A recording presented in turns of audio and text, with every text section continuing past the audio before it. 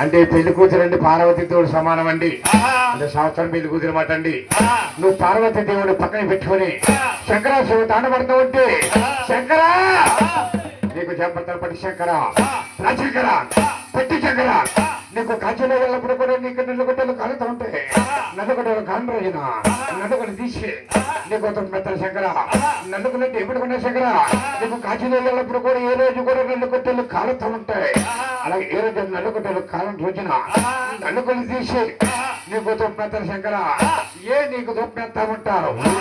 నా శాపనాకారం నా శంకర పెట్ట శంకర రా శంకర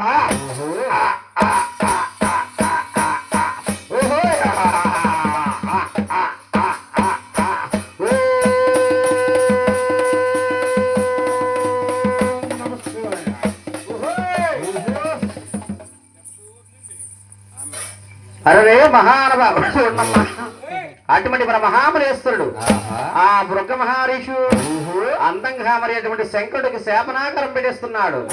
మహానుభావుడు చూడమ్మా అందంగా మరి అదుగో వైకుంఠ పట్నాలపై వెళ్తున్నాడు. గోవిందు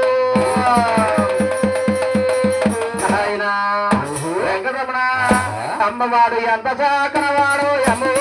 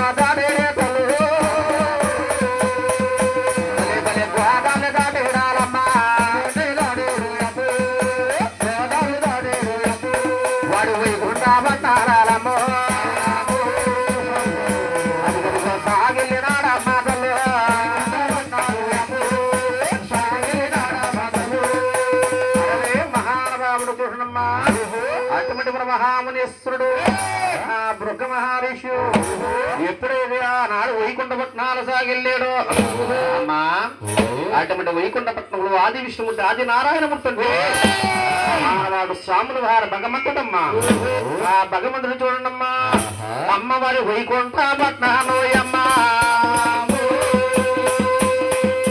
అయ్యయ్యా ఆది విష్ణుమూర్తి అమ్మ తల్లు